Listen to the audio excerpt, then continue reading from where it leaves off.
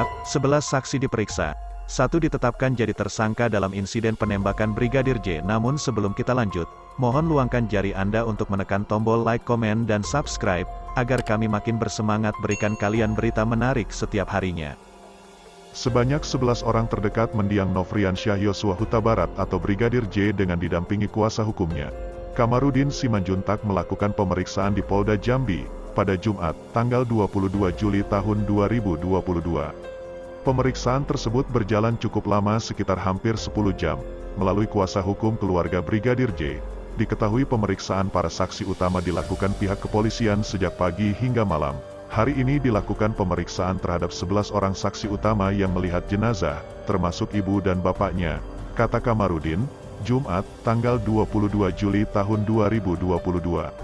Kamarudin juga menjelaskan hasil pemeriksaan yang dilakukan, bahwa ada kemungkinan untuk melakukan otopsi ulang terhadap jenazah Brigadir J, yang rencananya dilakukan pada awal pekan depan, di lokasi pemakaman atau di rumah sakit terdekat. Kita lengkapi berkas administrasi terlebih dahulu. Ada kemungkinan pekan depan, Senin atau Selasa di lokasi, untuk lokasi di pemakaman, namun dicek dulu kelayakannya, ujarnya. Ia menambahkan, pemeriksaan ke-11 para saksi dilakukan karena adanya temuan bukti baru oleh pihak kepolisian, sehingga saat ini status kasus penembakan Brigadir J naik dari penyelidikan menjadi penyidikan. Karena sudah ada cukup bukti, sehingga sudah bisa naik status dari penyelidikan ke penyidikan, pungkas Kamarudin. Kamarudin juga menyampaikan bahwa adanya satu orang saat ini telah ditetapkan tersangka oleh pihak penyidik, namun, dirinya belum membuka identitas mengenai siapa yang ditetapkan tersangka tersebut. Ia ada satu yang saat ini ditetapkan tersangka, namun saya belum bisa memberitahu siapa yang ditetapkan tersangka, karena masih proses penyelidikan, tambahnya.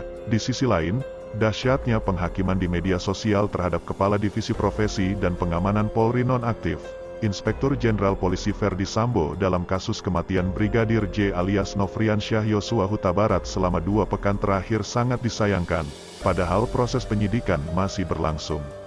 Koordinator Pergerakan Advokat, Perekat, Nusantara, Petrus Celestinus menilai, narasi yang menjurus kepada berita bohong atau hoaks terus diproduksi, bahkan dia merasa didaur ulang dari sumber yang tak dipertanggungjawabkan.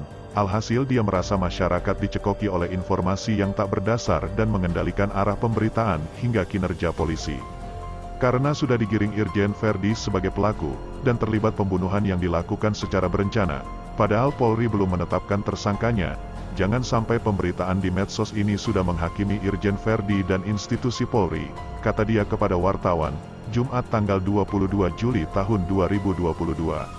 Dirinya mengapresiasi kontrol kuat masyarakat terhadap kinerja Polri di media sosial, tapi, Petrus khawatir kalau berlebihan atau kebablasan bisa berujung pada peradilan sesat.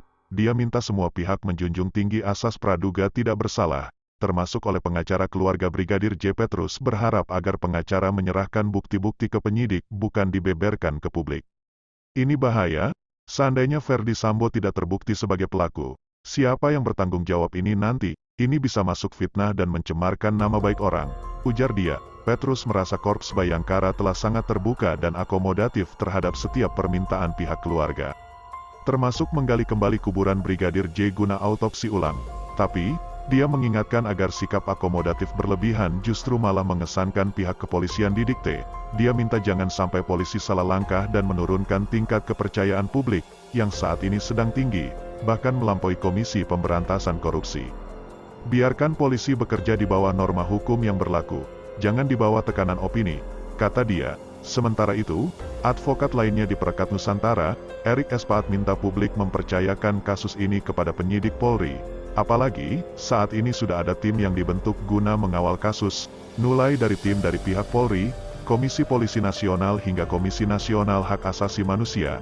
Erik menambahkan, rencananya Perekat Nusantara akan menghadap Kapolri Jenderal Polisi Listio Sigit Prabowo untuk memberikan dukungan agar bekerja profesional sesuai KUHAP.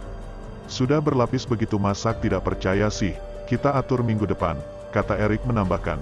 Mungkin itu saja yang dapat kami sampaikan, bila ada kata yang kurang berkenan kami mohon maaf yang sebesar-besarnya, karena kesalahan datang dari saya selaku manusia biasa yang tak pernah luput dari yang namanya salah, lupa, dan dosa.